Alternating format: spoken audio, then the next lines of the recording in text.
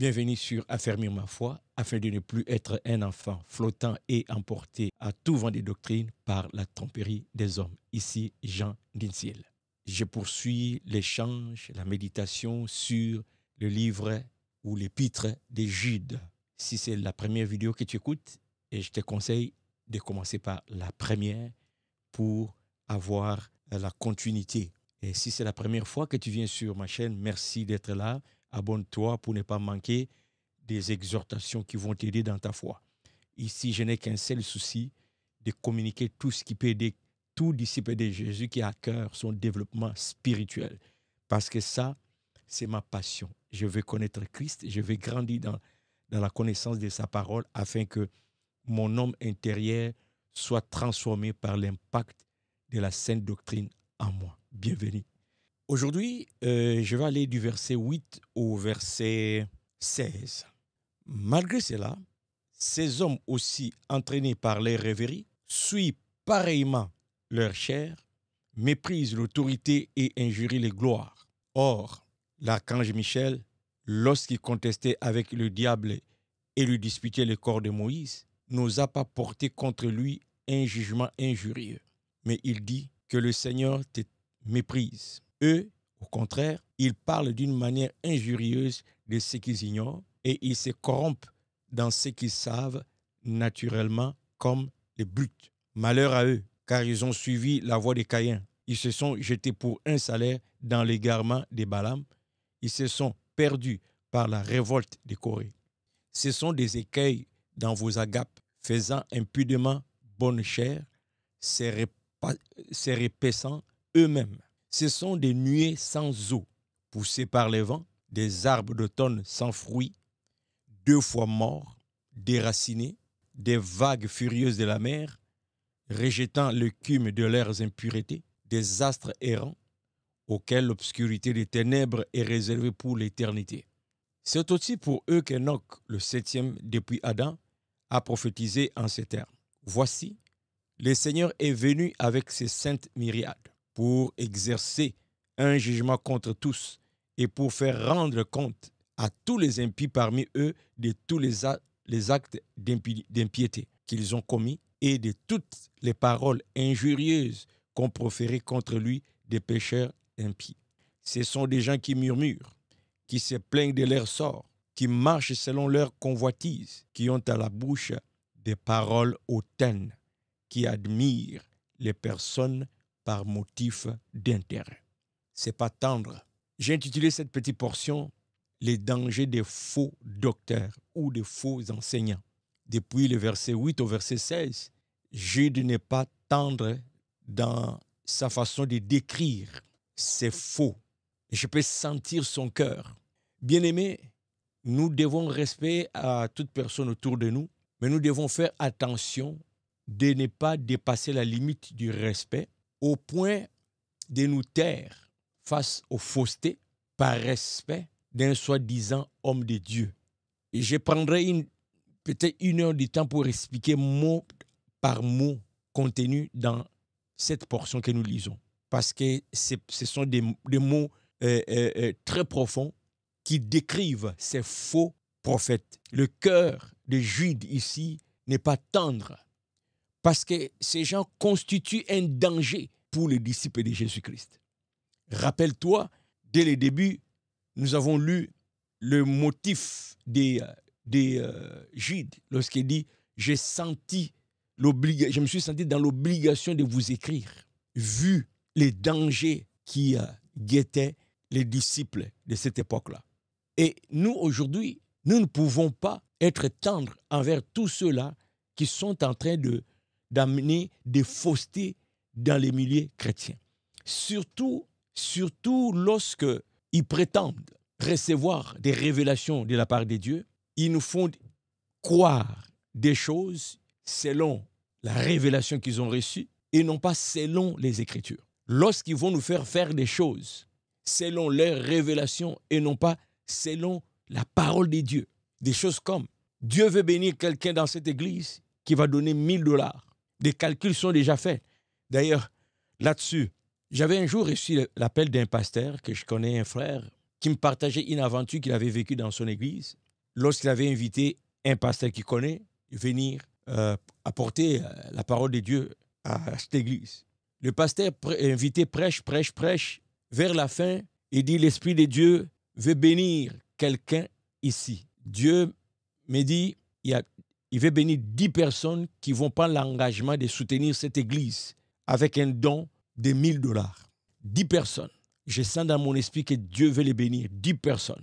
À force d'insister, les gens vont s'élever, mais pas 10. Plus de 10. Le pasteur n'arrête pas la liste à 10. La porte est ouverte. Il y a eu plus de 10 personnes qui ont pris l'engagement de donner $1000. $1000 par personne. $1000, c'est beaucoup d'argent. Très peu de gens font plus de $2000 par mois comme salaire. À la fin du culte, il rentre dans le bureau du pasteur Hott et là, il lui dit, fais le compte et tu me donnes mes 10%. Là, l'autre se demande, t'es donné 10%, 10% de quoi? Et il lui répond, 10% de la recette. Moi, c'est comme ça que je travaille. Quand je vais dans une église, je fais un appel de fonds, on ramasse l'argent, l'église me donne 10% et l'église garde l'autre partie. Et ce pasteur ami à moi s'étonne, dit, mais pasteur, du haut de la chair, vous avez dit que le Seigneur vous parlait, interpellait 10 personnes qui pouvaient soutenir cette église avec $1000 chacune. D'où vient alors ce marchandage ici que je dois te donner 10% et non seulement 10%, tu me dis que c'est comme ça que tu fais quand tu vas dans les églises. Tu vois mon frère, les calculs sont faits avant les cultes. C'est pourquoi quand ils arrivent sur la chair, ils sont précis avec le montant. Parce qu'il y a un objectif déjà calculé avant. Et ils ont l'art de manipuler. Ils sont irrespectueux des choses saintes. Ils n'ont même pas la crainte de Dieu du haut de la chair.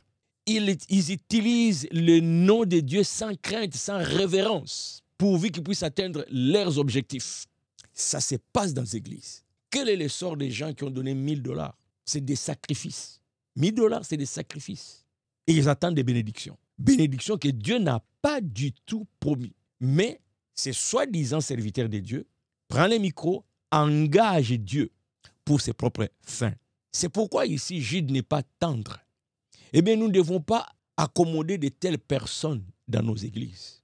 Bravo à certains frères et sœurs que je vois maintenant dans les réseaux sociaux qui commencent à réagir à certaines manipulations que nous vivons dans nos églises, peu importe la renommée de la personne qui raconte ces choses. Parce qu'il y a aussi cette peur-là.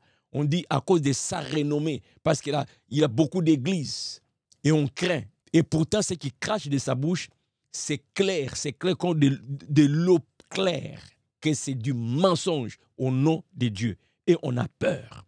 Les dangers de suivre des faux comme ça, les dangers de devenir disciple de ces faux, c'est ce que je vois ici, regarde. Au verset 13, non, je commencerai vers au verset 12. Ce sont des écailles dans vos agapes, faisant impudemment bonne chère, se repaissant eux-mêmes. Ce sont des nuées sans eau. À partir d'ici, ces deux versets, le 12 et 13, il entre dans une sorte de métaphore. Et ces métaphores est fort. Ce sont des nuées sans eau, poussées par les vents, des arbres d'automne sans fruits, 2 fois morts, déracinés, des vagues furieuses de la mer, rejetant l'écume de leurs impuretés, des astres errants auxquels l'obscurité des ténèbres est réservée pour l'éternité. C'est là que je voulais arriver. Le sort de ces faux, l'obscurité des ténèbres est réservée, leur est réservée pour l'éternité. Mon frère, ma soeur, si tu avales cette fausse doctrine qu'ils amènent, si tu tombes dans leur piège, si tu les prends comme homme de Dieu, comme femme de Dieu, tu les suis, tu deviens disciple, ils vont te conduire dans leur voie. L'obscurité des ténèbres leur est réservée. Leur sort, la finalité lorsque le Seigneur viendra n'est pas bonne. C'est pourquoi c'est impératif de te réveiller, d'être vigilant. Nous avons commencé avec Jude au début, cet appel à la vigilance, parce qu'ils vont nous traîner, ils risquent de nous traîner avec eux dans ces ténèbres d'obscurité. La suite, verset 14, je relis. C'est aussi pour eux qu'Enoch, le septième depuis Adam, a prophétisé en ces termes. Voici, le Seigneur est venu avec ses saintes myriades pour exercer un jugement contre tous et pour faire rendre compte à tous les impies parmi eux de tous les actes d'impiété qu'ils ont commis et de toutes les paroles injurieuses qu'ils ont proférées contre lui, des pécheurs impies. Ce sont des gens qui murmurent, qui se plaignent de leur sort, qui marchent selon leur convoitise, qui ont à la bouche des paroles hautaines, qui admirent des personnes par motif d'intérêt. Oh, motif d'intérêt, ça c'est très fréquent. Lorsque tu arrives dans une église, tu es nanti, financièrement tu es quelqu'un bien assis. Les manipulateurs, les escrocs, les faux vont rapidement tisser des liens avec toi, vont rapidement t'approcher d'eux, rapidement, parce qu'il ne faut pas que tu partes. Les prophéties vont tomber l'une après l'autre. Ils vont tout faire rapidement pour gagner ton cœur. Tout ce que Jude explique ici, c'est vérifiable dans notre milieu. C'est dangereux. Leur sort, c'est ténèbres pour l'éternité. C'est pourquoi il ne faut pas les écouter. C'est pourquoi il ne faut pas mordre à leur hameçon. Sois vigilant, mon frère. Sois vigilant, ma sœur. Cette petite lettre de Jude est très, très profonde. Ça te concerne, ça me concerne. Je m'arrête ici. Je te laisse le temps de mûrir toi-même. En passant, est-ce que tu as eu le temps d'écouter la première partie? Si oui, quels sont tes commentaires? Et je te laisse le temps de mûrir cette partie et reviens aussi avec tes commentaires.